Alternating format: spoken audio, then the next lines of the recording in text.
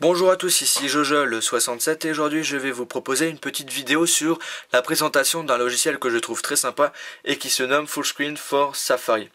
Alors ce logiciel je le conseille fortement pour toutes les personnes qui naviguent fréquemment sur leur iPhone, iPod Touch ou encore leur iPad via Safari.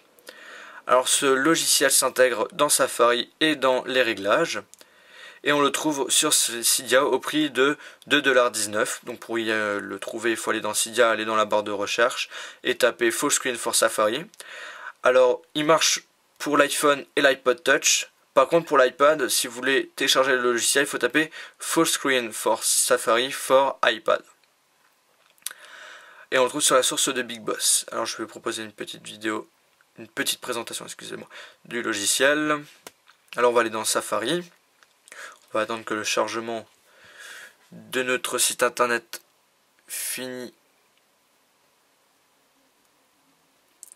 Voilà. Alors je vous conseille aussi de visiter notre site internet iPodTouchIsoPro.com.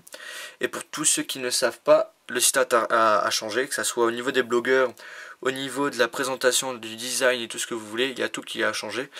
Donc je vous conseille de jeter un petit coup d'œil sur notre nouveau site internet.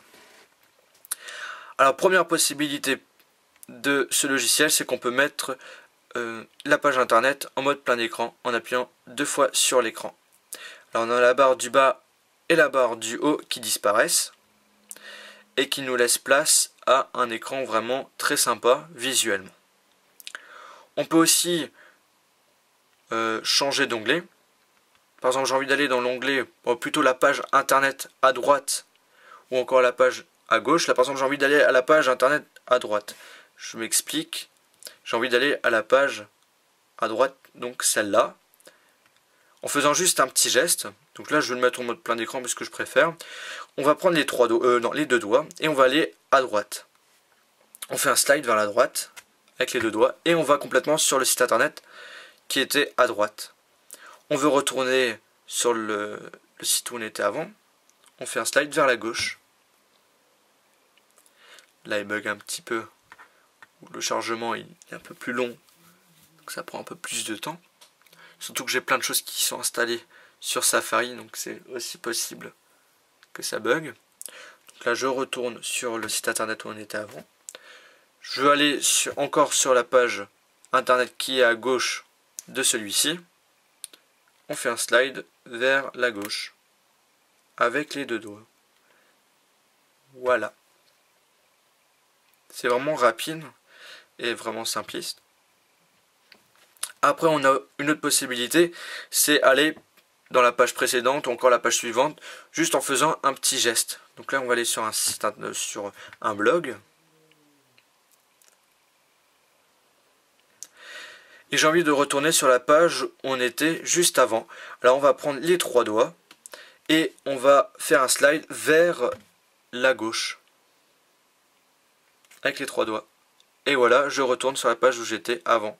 Si j'ai envie de retourner encore à la page d'avant en fait, on va prendre les trois doigts et on va aller vers la droite.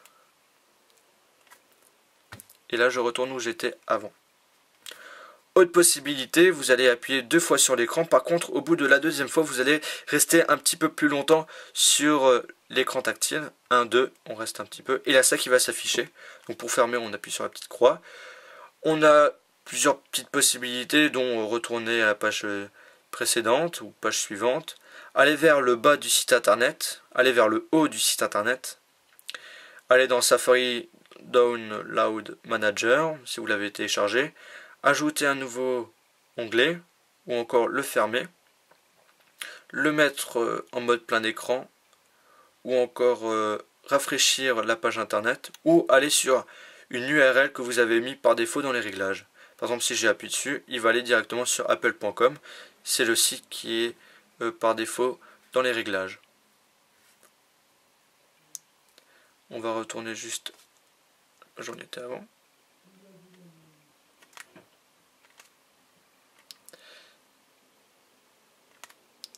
Ouais.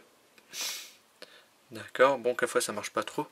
Ça bug un petit peu, bon, c'est pas désagréable quand même. Alors je vais vous montrer que ça marche bien. Par exemple, pour aller vers le bas du site internet, scroll down. Voilà, on va vraiment en bas du site internet, donc c'est vraiment très sympa. Alors pour les réglages, on va aller dans les réglages.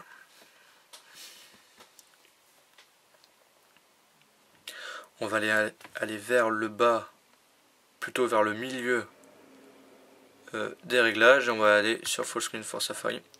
Alors je vous conseille de ne pas toucher à tout quand même, mais de laisser tout ce qui est par défaut. Alors l'URL qui était par défaut, vous pouvez le modifier ici, vous cliquez, vous appuyez dessus, et vous pouvez changer, comme vous voulez. Après, on peut changer les gestes. Par contre, je vous déconseille d'y toucher parce que je trouve que les gestes sont très bien choisis. Et après, les autres trucs que nous propose Full Screen for Safari ne sont pas nécessairement intéressants, donc je ne vais pas en parler. Donc c'était Jojol67 pour le site internet iPod Touch is a Pro. N'oubliez pas de le visiter, de vous abonner sur mon canal de YouTube, ça va vous permettre d'avoir toutes les futures vidéos que je vais sortir prochainement sur ma chaîne et sur mon Twitter. Merci et au revoir.